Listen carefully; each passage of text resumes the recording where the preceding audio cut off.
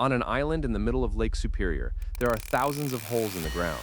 They are not natural. They were dug by hand into solid rock, following veins of copper through the bedrock. Some are shallow pits. Others descend deep enough that a man can disappear into them. They run in lines across the island, hundreds and hundreds of them, and they extend across the mainland shore as well. When European miners arrived here in the 1840s expecting to open virgin ground, they found something that stopped them cold. The best copper deposits had already been located. Not just located, worked. Ancient pits filled with debris and grown over with forest sat directly on top of the richest veins. In some of them, the old tools were still lying where they had been left. Stone hammers, thousands of them, wooden supports, and in one pit, a mass of copper weighing several tons cut loose from the bedrock, raised onto timbers and abandoned. Whoever had done this had left, and they had left a very long time ago. The Ojibwe, who lived across this region, had an answer when they were asked about the pits. But it was not the answer the miners wanted, and for the better part of 2 centuries, it was pushed aside in favor of theories that were far more exciting and far less true. Today, we're examining the pits, the tools, the wild claims that grew around them, and the question that genuine archaeology still has not fully answered. Who dug these? And where did all that copper go? Lake Superior sits on top of one of the strangest geological deposits on Earth.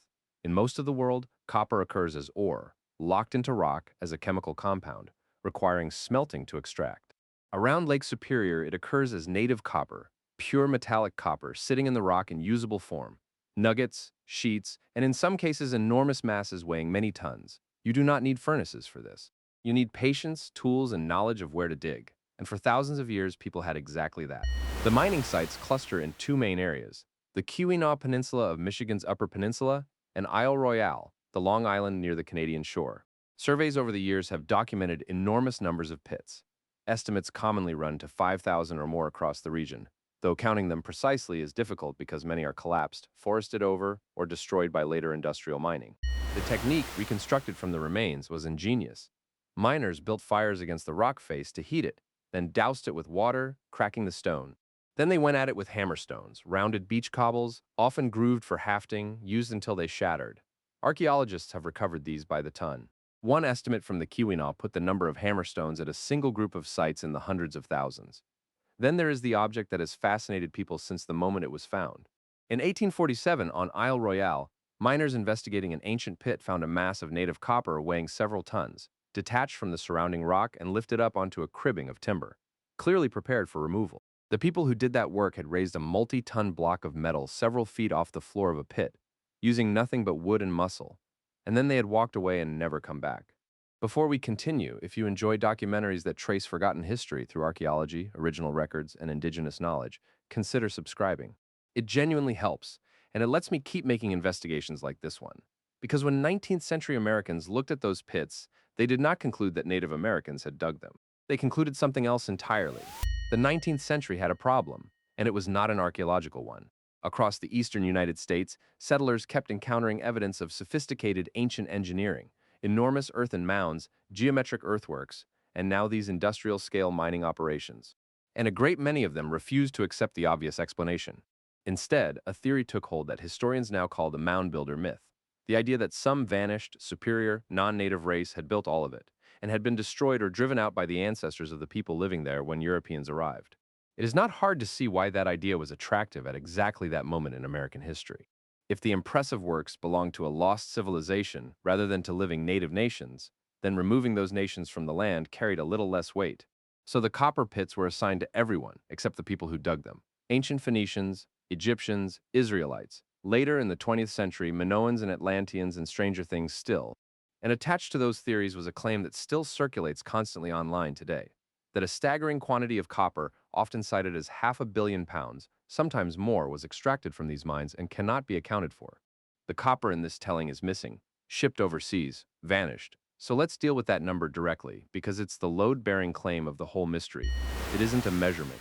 It originates in 19th century estimation, rough guesses about pit volume, scaled up enthusiastically, then repeated and inflated as they passed from book to website. There is no survey behind it. Modern archaeologists who have actually worked these sites regard the figures wildly overstated. And the second half of the claim, that the copper is unaccounted for, is simply false. It is accounted for. It's in museums. Lake Superior copper artifacts are found across an enormous swathe of North America. Knives, awls, fishhooks, spear points, beads, bracelets, ceremonial objects. They turn up in the Great Lakes, down the Mississippi into the southeast, out onto the plains. Trace element analysis has repeatedly linked these objects back to Lake Superior sources. The metal moved along trade networks spanning thousands of kilometers, over thousands of years. The copper didn't vanish. It was traded, worked, worn, buried, and eventually excavated by archaeologists who cataloged it, which is exactly what the Ojibwe had been saying about the region's copper all along. Here's the part that gets lost when the lost civilization stories take over. The real archaeology is genuinely astonishing, and considerably older than most people assume.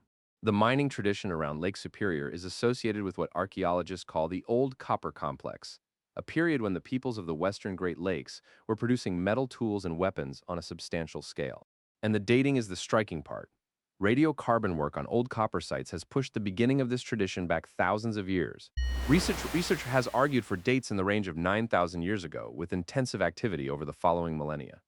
That would place these among the earliest metalworking traditions anywhere on Earth, contemporary with or earlier than early metal use in the Old World. Read that again, not a lost race. The ancestors of the region's native nations, working metal at a period when most of the world was still entirely in stone. Then there is a genuine, unresolved archaeological puzzle sitting inside that story, one that doesn't require any hoax at all. Large-scale copper tool production did not continue steadily forever. Over time, the pattern shifted. Heavy utilitarian copper tools became less common, while copper was increasingly worked into ornaments, ceremonial pieces, and trade goods. Something changed in how these societies valued and used the metal. Archaeologists have proposed a range of explanations: shifting trade networks, changing social organization, the rising importance of copper as a status and ritual material rather than a working material, environmental and settlement changes. There is no single agreed answer. That is a real mystery. It is just a mystery about a society's choices rather than about a vanished race. And what did the Ojibwe say about all this? Ojibwe tradition treats the copper of this region as significant, not as an ordinary commodity. Accounts recorded by early traders and later ethnographers describe copper being regarded with considerable care, and in some contexts as spiritually charged material connected to beings associated with the water in the lake. There are accounts of reluctance to remove certain pieces and of respect owed to the metal and to the places it came from. 19th century Americans generally read that reluctance as superstition or as evidence that the Ojibwe knew nothing about the pits. But there is another reading, and it fits the evidence better. A tradition that treats a material as sacred, that surrounds its extraction with obligation and restraint, is a tradition that has a long relationship with that material. You do not develop ceremonial protocols around a metal you have no history with. The Ojibwe were not ignorant of the copper.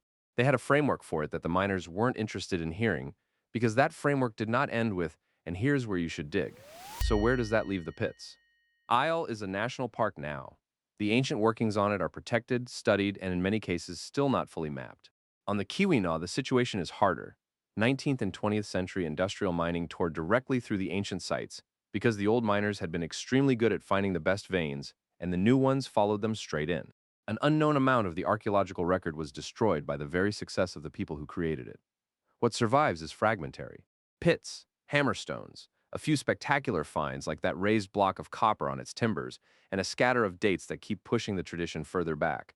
And the honest summary is this: the dramatic version of this story, the missing £500 million, the ancient overseas miners, the vanished race, does not survive contact with the evidence. The tonnage figure is a 19th century guess that grew in the retelling. The copper is in museums. The lost race theory was born of a specific political convenience, and modern archaeology dismantled it more than a century ago. But strip all of that away, and what remains is still remarkable, and parts of it are still open. Someone was mining copper on the shores of Lake Superior thousands of years before the pyramids. They developed fire-setting techniques, moved multi-ton masses of metal with timber and muscle, and fed a trade network that carried Lake Superior copper across half a continent. Then, gradually, the way they used that metal changed, and archaeologists are still arguing about why. Those questions are live. They are being worked on right now, with radiocarbon dates and trace element analysis, and, increasingly, in collaboration with the descendant communities who never left, which is the part worth sitting with. For 2 centuries, the search for who dug those pits looked everywhere except at the people standing next to them. The Phoenicians got considered, the Atlanteans got considered. The Ojibwe got asked, gave an answer, and were filed under folklore. The pits on Isle Royale are still there, filling slowly with leaves and rainwater. Nobody has counted all of them. Nobody has dated most of them. And the question of exactly how far back that work goes, and why it eventually changed, has not been closed. Whatever the final answer turns out to be, we can be reasonably confident about one thing. It will not be a lost race. It will be the people who were here,